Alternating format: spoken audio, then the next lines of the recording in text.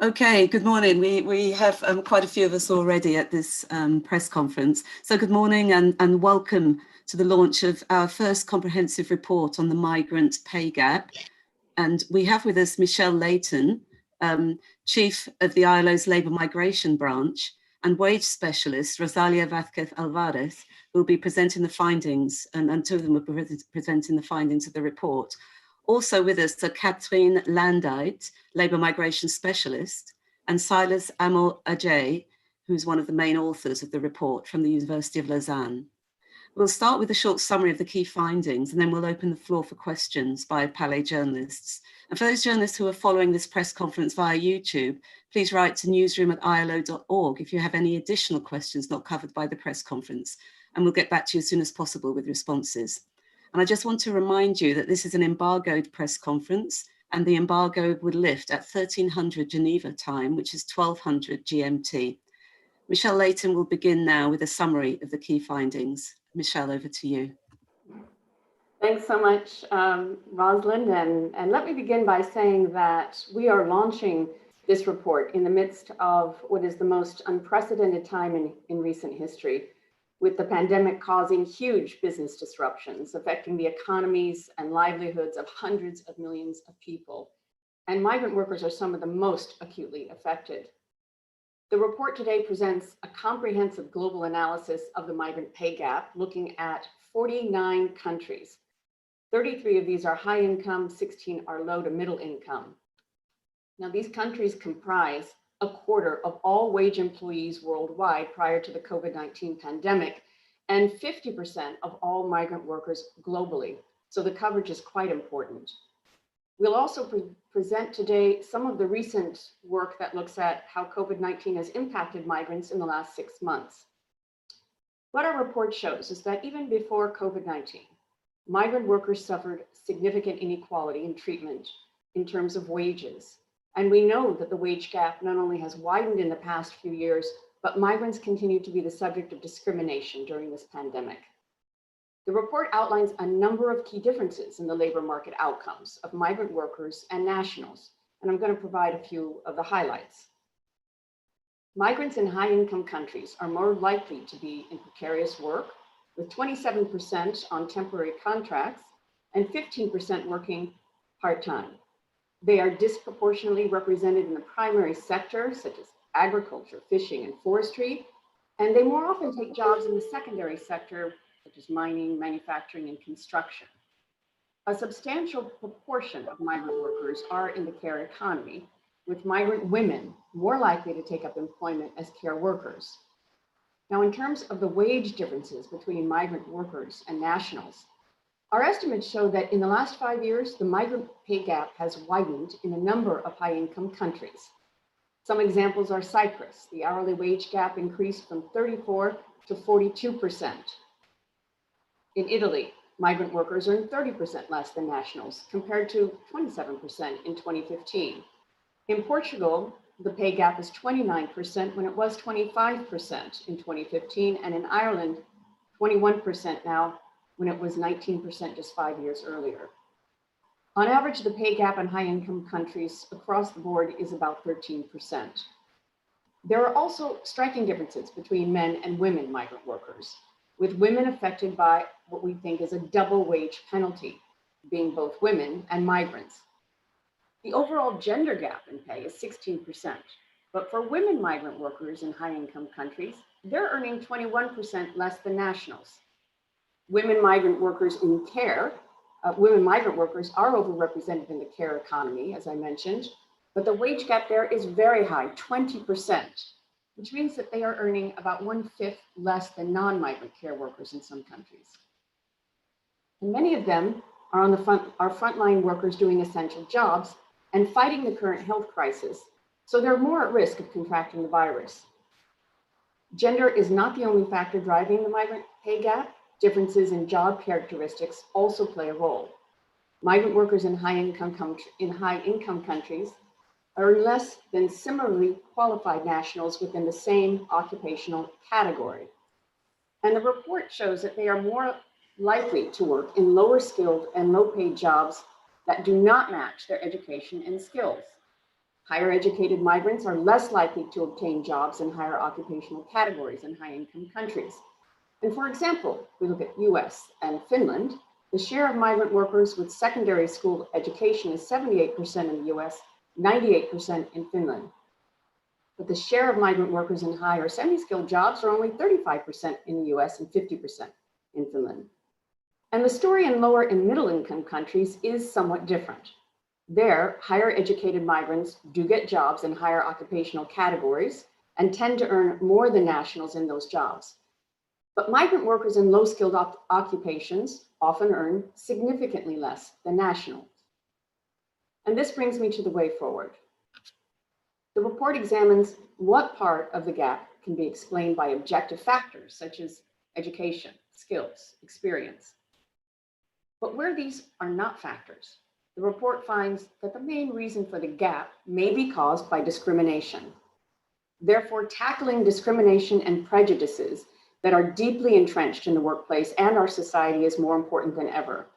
And addressing the migrant pay gap is not only a matter of social justice, but it's also important to reduce inequalities between women and men, to reduce income inequalities between households, and basically to reduce poverty overall. A broad mix of policies are going to be needed to address this problem, and they include setting adequate minimum wages, promoting collective agreements, strengthening social dialogue, and extending social protection, including to those in informal employment. We do hope that this report will be the first milestone of evidence to inform fairer and more effective labor market policies which promote the well-being of migrant workers. Now, let me pass the floor to Rosalia Vasquez Alvarez, who will provide an update on how COVID is impacting migrant workers. Thank you very much, Michelle. I hope you can all hear me. That's been a fantastic introduction to what I'm going to say. What Michelle has been talking about is basically based on data pre-pandemic, pre-COVID, like the vast majority of estimates that you will hear today around the world from all sorts of institutions. But what we have done actually is to try to say, okay, well, so what has happened to migrants as a result of COVID since the pandemic was announced? And in order to do this, right now, we are providing some estimates. We are doing some estimates according to the data that comes out in some of the countries for which we have data after the pandemic. That's data starting from April 2020 to pretty much our days today. October 2020 happens to be the date where data has been already released. Now, the first thing we have to say is that it's impossible to compare wage gaps before the pandemic to today's wage gap. One of the reasons is because the mixture of people in the labor market are no longer the same. So what we have actually done is to try to see two tendencies, to try to identify how the pandemic has impacted on migrants. One of them is how have migrants lost employment in the labor market, and the other tendency is what has their wages, what has been the trend in their wages. Now, in terms of what countries we can actually estimate these days, we've picked up two countries that are highly significant of different mixtures of migrants in the labor market. One is Mexico, and the other one is the US. In the case of Mexico and the US as well, what we observed is that as a result of the pandemic, so starting from about April to May, both nationals and migrants dropped dramatically their presence in the labor market. That means there was a huge increase in unemployment, both in Mexico and in the US. And over time, there has been a tendency for this unemployment to recover. So there has been an increase in employment after the biggest, let's say the most hardest moment of the pandemic. So in October 2020, what we observed is that in the case of Mexico, migrants were approximately equally employed as before the pandemic. In fact, there was an even increase in the number of migrants. Whereas in the case of the US, what we observed is that there were 8% less migrants in the labor market compared to 2% less nationals in the labor market. But then if we observe their wages, one thing you observed in the US is that the average wage of migrants workers has not actually changed. So if there are 8% less migrant workers and the average wage hasn't changed, that means that the mixture of those who have lost their employment is not really across the wage distribution, but probably at the low end of the wage distribution. And that's why the bulk of loss in terms of average wages is not noticeable. So what we say is that in the US, we observe that among the migrant population who are in the labor market, there has been an increase in unemployment, whereas in the case of Mexico, we observe that the number of employed are similar, but the average wage has gone down. So therefore, in the case of Mexico, migrants have not lost their employment, but certainly they have seen a reduction in their wages. So what we would probably will see in the future when we are able to identify the impact on the migrants pay gap is that, first of all, some of the migrants which are in high-income countries like the US will probably have lost their jobs. There'll be an increase in the number of informals, and that will actually lower the wages of migrants, probably relative to nationals, therefore increasing the migrants pay gap. In low and middle income countries, we would expect that there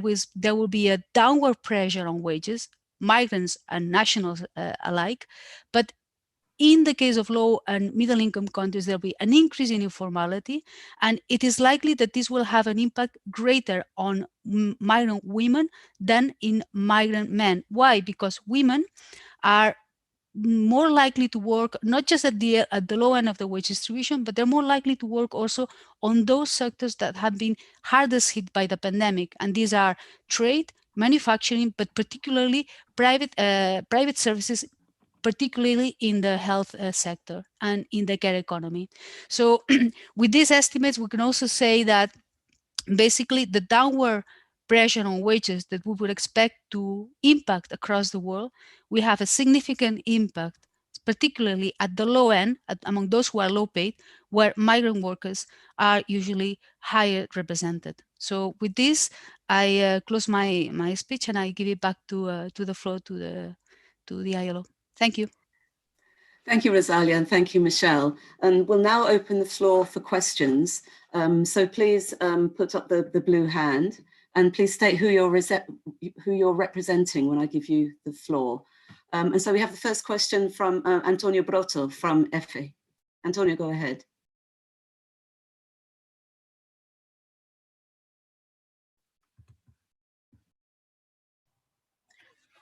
Good morning.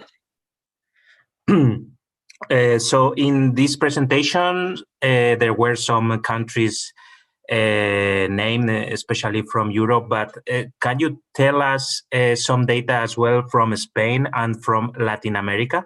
Thank you.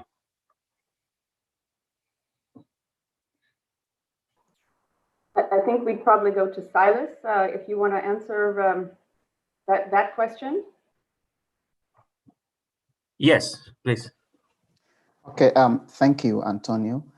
Specifically, when we talk about Spain, the migrant pay gap we estimate is around 28%, which means that migrant workers tend to earn about 28% less than nationals. And this is the average estimate. But if you go beyond that, you can see that within the distribution, as Rosalia was saying earlier, certain parts of migrant workers, like those at the low end, the gap is much wider compared to those at the top end. And then if you go beyond Spain to Latin America, we estimate for countries like Mexico, Argentina, and then Costa Rica, and the last country there. Yeah, I think these are the countries we focus. And in most of these countries, the migrant pay gap is really wide. Costa Rica, for example, is more than 30% in favor of nationals. And in Mexico, it's a mix. On the average, you would see that migrant workers tend to earn a bit more, about 17% than nationals. But if you go beyond that and really look deep into the distribution, you will see that migrant workers at the bottom, mainly workers in the construction sites, people working in restaurants, among others, they really earn a lot less than nationals. But then if you go up to the middle class, people in the banking sector, in white-collar jobs, they tend to earn a lot more than nationals. And this phenomenon is very similar in most of the countries we looked at in Latin America. And I hope this answers your question, Antonio. Thank you, Silas. Do we have any other questions from journalists? Or Antonio, I see your hand is still up. Did you have a follow-up? Yes, it's another question. Given that Rosalia gave us the examples in Mexico and United States, which are very interesting, but I don't know if there could be some global figures on the impact of these months of COVID in migrant wages. If there's some way to measure the impact in the whole world. Thank you. Hello, Antonio. No, at the moment we are working on it. As you can imagine, as I said at the beginning, at this particular point, data is coming in, so we don't have yet a global picture. What we do have is a picture of many different countries for which we have average wages, and we observe that in those countries where some of the policies were able to, let's say, sustain workers in the labor market, in the case of Europe, these are type of temporarily employment policies and wage subsidies. Then let's say there was no a huge increase in unemployment, and to a large extent that also allowed for wages not to collapse. In other countries like the US, Brazil, what we observe is that there was an increase in unemployment. Those who remain in the labor market were those who have higher earnings. Those who lost employment were at the low end of the wage distribution. And therefore, there was an artificial increase in the average wage. But what we expect is that in the future, both types of economy, whether you are in Europe with the temporary wage policies or in the US with the loss in terms of increased unemployment, we expect that wages will actually suffer a huge depression. We expect this in the next few months. So although we don't have global estimates, one thing we know is that in the vast majority of countries, migrant workers are overrepresented among those jobs that are at the low end of the wage distribution, the low paid. So if they are overrepresented there, we would expect that they will suffer high increase in unemployment among them. And that would actually also, those who remain in employment will probably suffer lost hours work. So overall, we expect a depression on wages that may actually have a bigger impact among migrant workers. Therefore, the expectations is an increase in the migrant pay gap in the near future, at least in the medium run. But that also depends the extent to which the depression in wages impacts on the wages of nationals. Over. Thank you, Rosalia. Do we have any other questions from journalists? I see Peter Kenny. Can you ask your question, please? You should be able to unmute. Thank you for taking my question. I would just like to ask you, this survey is mainly on European countries and the US and North American countries, but particularly pertaining to Europe.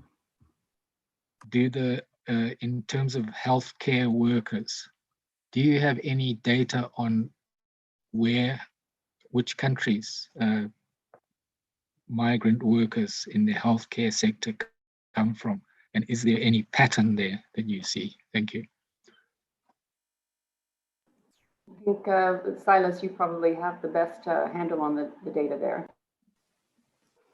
All right, thanks for the question. In Europe, we look at the European Union, which include the United Kingdom as of last year. And then aside the European Union, we also look at Switzerland. And the pattern there is that on average, women tend to work a lot more in the health sector, particularly migrant women. There are few migrant men who work in these sectors as well. But when we look at the gap, migrant workers tend to earn a lot more, less than nationals who are present in the care sector.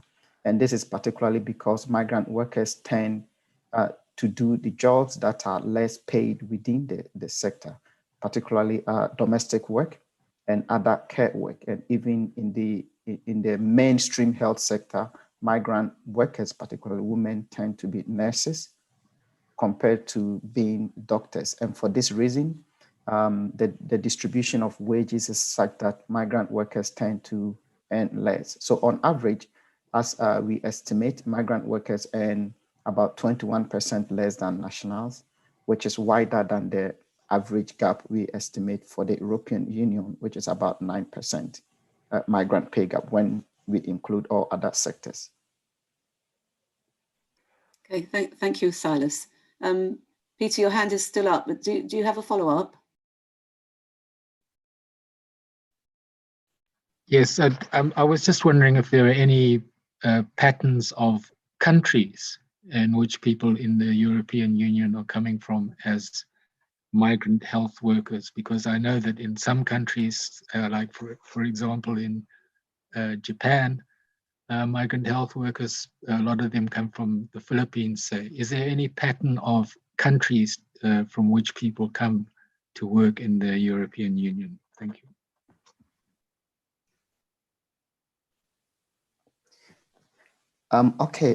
Within the European Union, if you look at the composition of migrant workers working in the care sector, mainly a lot more come from the Eastern Europe.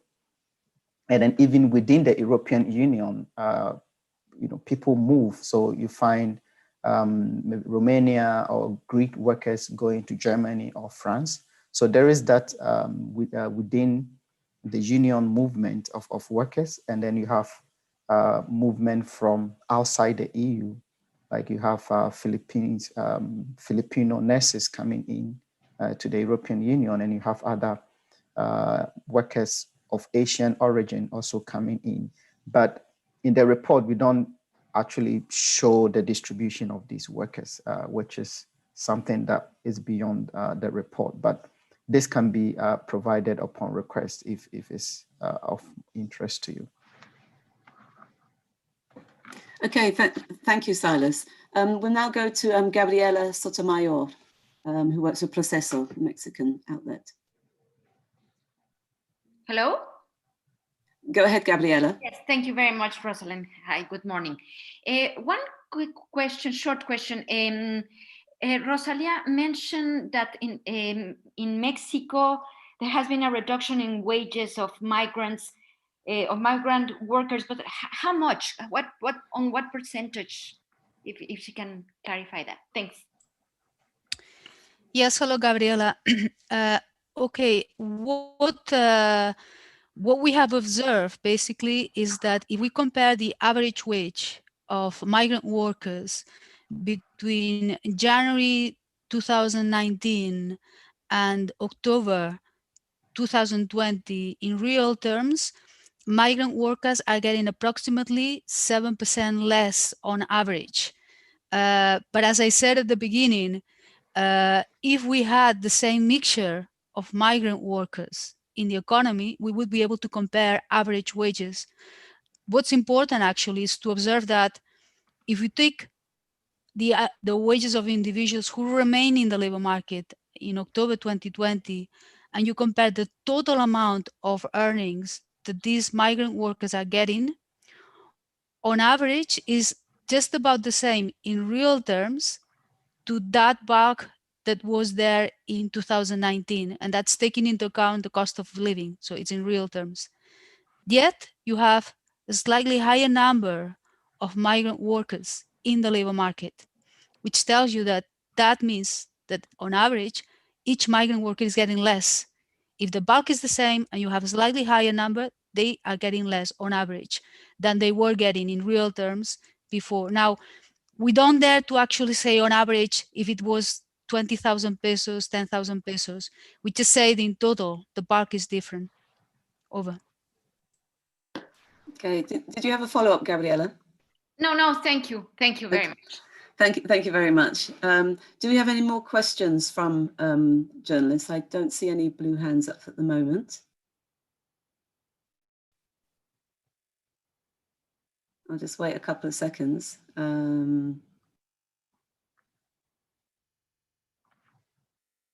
Okay. Okay, so I think I'll wrap it up there, seeing that we don't seem to have any other questions from the journalists. So many thanks to you for attending and to our panel for taking part in the press conference. And just a reminder that the embargo time is 1300 Geneva time, 1200 GMT. If you haven't received the embargoed materials, which you should have, please let me know. Sometimes the materials go in your spam. But we have sent them all to you, but please send us an email at newsroom@ilo.org if you haven't received it, and we'll send it to you straight away. So thank you very much again for attending this conference, and we'll see you the next time. Thank you. Bye-bye.